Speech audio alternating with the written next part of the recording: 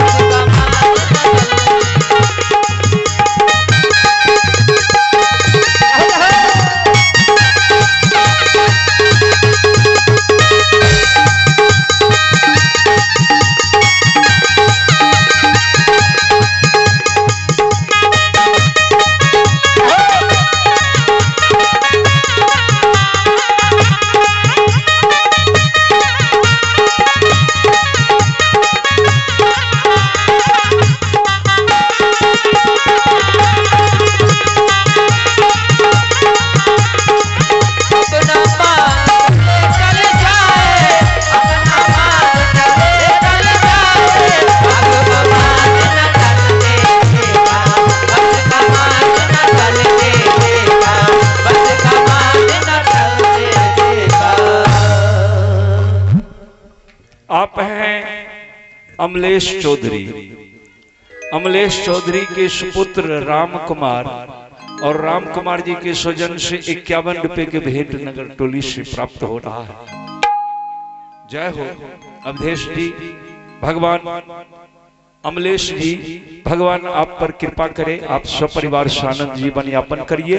आपके लिए भगवान से मंगल कामना करते हुए हृदय से धन्यवाद आपको। भगवान के बारे में कहा गया है कि परवल प्रेम के पाले पर के हरि को नियम बदलते देखा। भक्त के प्रेम को देखकर भगवान अपना नियम बदल देते हैं। द्रौपदी याद दिलाती है कि परवल प्रेम के पाले पर के हरि के नियम बदलते देखा। अपना मान टले टल जाए पर भक्त के मान ना चलते देखा। तो अर्ज है, हे प्रभु आज हमारे लिए आप ही चोरी कर लो। बोलिए कृष्ण भगवान की जय। देखिए भक्त के लिए भगवान चोर भी बन जाते हैं। तो द्रौपदी को सचेत कर दिए कि तुम यहीं रुको, मैं अभी आ रहा हूं। और भगवान राजभवन में प्रवेश कर गए। धीरे धीरे आगे बढ़ते जा रहे हैं। कवि का कहना है कि हम सांस ले रहे हैं इस जान के बदौलत,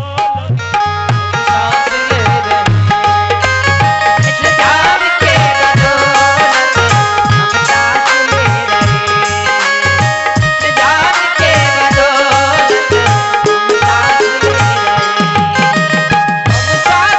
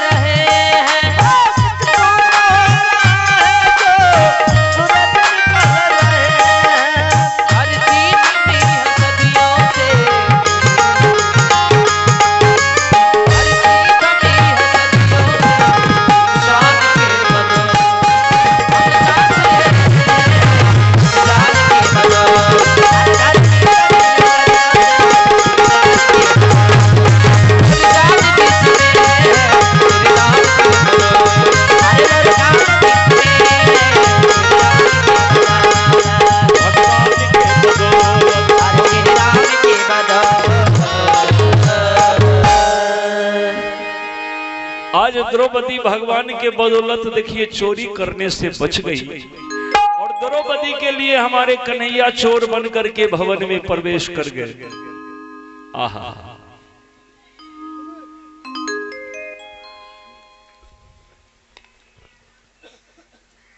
आप हैं सुनील चौधरी, अपने स्वर्गीय माता जी के आत्मा के शांति एवं सदगति हेतु हमारे भाई साहब सुनील चौधरी जी के स्वजन से नगर टोली से 201 रुपए के भेंट भगवान के दरबार में आया है। तो स्वर्गीय माता जी के आत्मा को शांति मिले, सदगति मिले, भगवान के चरण शरण स्वर्गीय माता जी के आत्मा को प्राप्त हो, कामना करते हैं भगवान से, और सुनील भैया के लिए भगवान से मंगल कामना करते हैं। ठीक है सुनील जी, भगवान आपको सुख शांति के दान दे, आप सौ परिवार आनंद जीवन यापन करिए, भगवान की कृपा आप पर बनी रहे। आपके लिए सुनील भैया मंगल कामना करते हुए बहुत बहुत साधुवाद, बहुत बहुत धन्यवाद करते हैं। आप हैं राम विनाश का पोता विलास, राम विलास का पोता अभिराज सुकंद घर सिसवा, आपके स्वजन से 30 रुपए की भेंट है। भगवान आपको रामविलास जी 50 रुपए की भेंट है। भगवान आपको सुख शांति के दान दे, सौ परिवार आनंद जीवन यापन करिए, मंगल कामना हो। जय हो।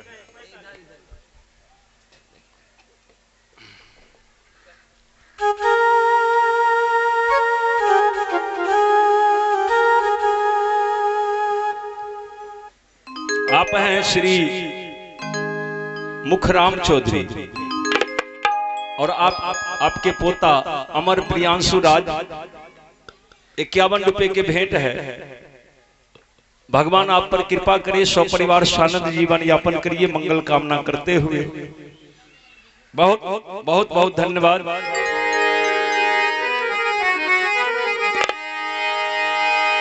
बोलिए भक्तवत्सल भगवान की जय। तो हम सुना रहे थे, भगवान ज्यों ही दुर्योधन के कक्ष में पहुंचे तो दुर्योधन के पत्नी मध्यरात्रि है गहरी निंद्रा में सो रही थी। बड़े जोर जोर से खर्राटा लेकर के बेचारी सो रही है। उसको क्या पता कि दुनिया को नचाने वाले आज चित चोर हमारे कक्ष में आ पहुंचे हैं। उनको कोई पता नहीं, वो निश्चिंत होकर खर्राटा ले रही है। और उसी वक्त भगवान जाकर के भानुमति के एक साड़ी उतार लिए डोरी पर से, कांख के नीचे साड़ी दबा करके उल्टे पांव भगवान कक्ष से बाहर आए। और जब भानुमति के अगना में भगवान आए तो देखे कि एक डोरी पर दासी की साड़ी सूख रही है। साधारण साड़ी थी, सस्ता वाला। भगवान को ना जाने क्या मन में आया, वो साड़ी भी चुरा लिए, दासी के भी साड़ी चुरा लिए। बोलिए कृष्ण भगवान की जय। और दोनों साड़ी चुरा करके भगवान जब द्रौपदी के पास आए तो एक साड़ी लेकर के द्रौपदी को दी। जाओ द्रौपदी जाओ, ये साड़ी बदल के आ जाओ, झाड़ी के बगल में चली जाओ। तो द्रौपदी मना करने लगी। कन्हैया,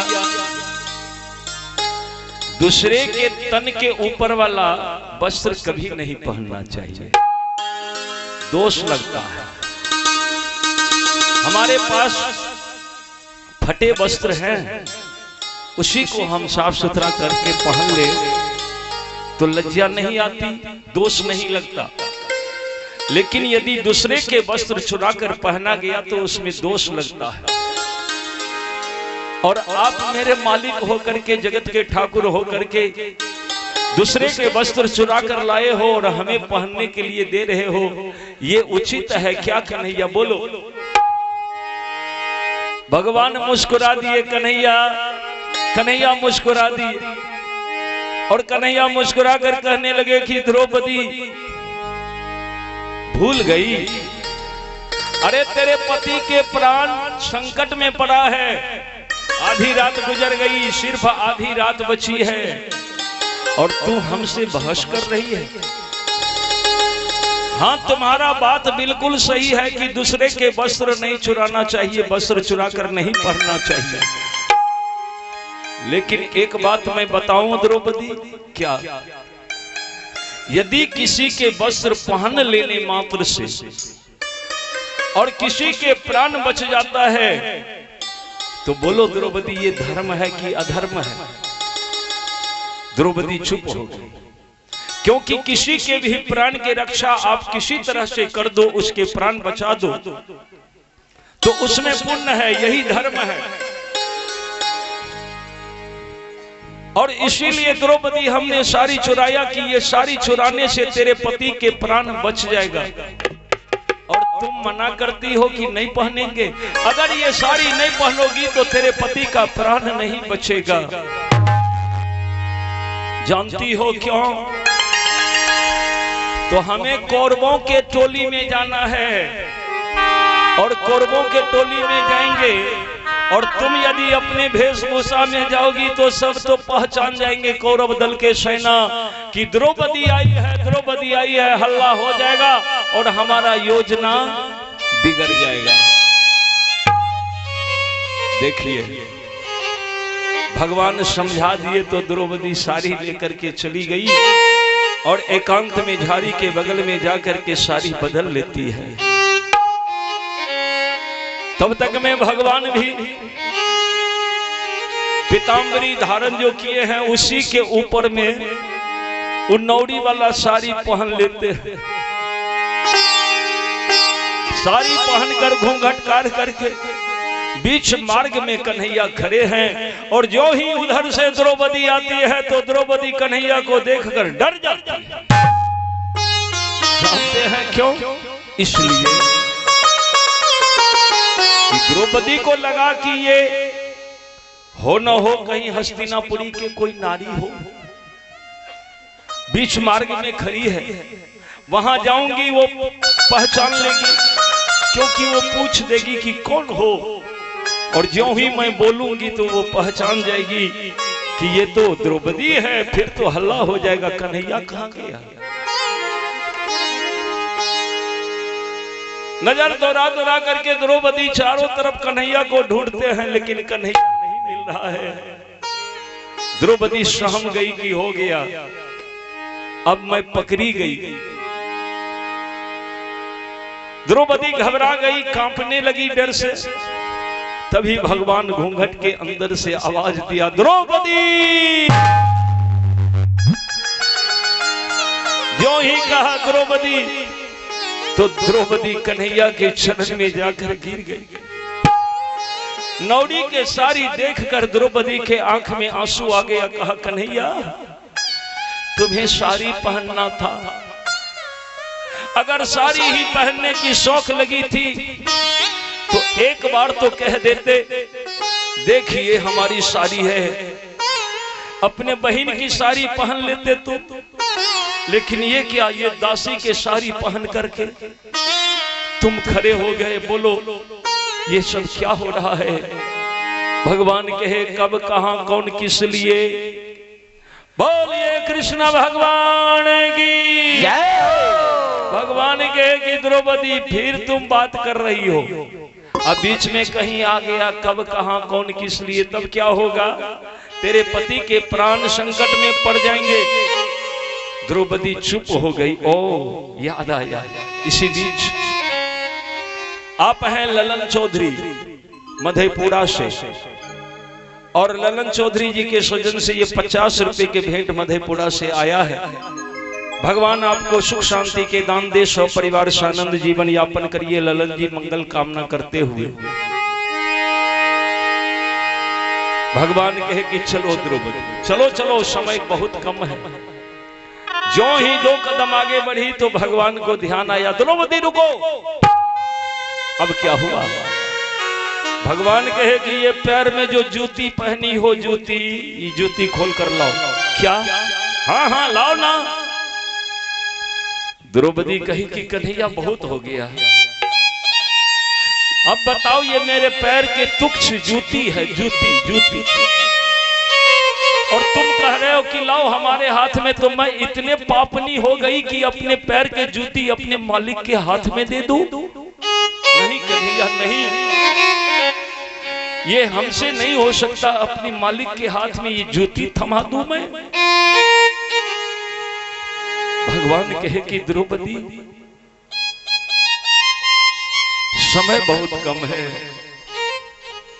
और तुम जान रही हो कि तेरे पति के प्राण बचाना है, और तुम जूती पहन करके चलोगी, ये हस्तिनापुरी के पक्की सड़क है, खट खट के आवाज आएगा, सब लोग जल जाएंगे और हम दोनों रंगे हाथ पकड़े जाएंगे। इसीलिए द्रौपदी जल्दी करो, शीघ्र करो। द्रौपदी नहीं चाहते हुए भी अपने पैर के जूती लेकर के कृष्ण के हाथ में दे दिए। आंख से आंसू बह रहा है।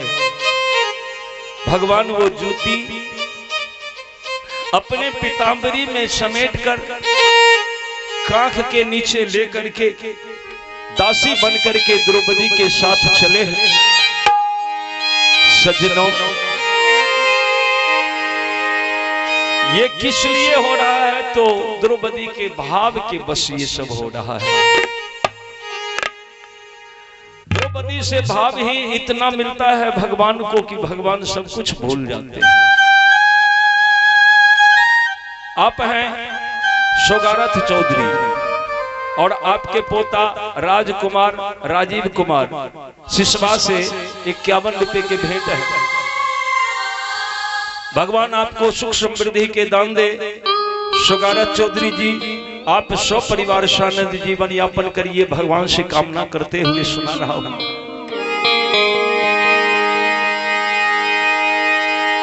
भगवान कृष्ण वहां से आगे बढ़े, पीछे पीछे द्रौपदी चल रही है। मध्य रात्रि में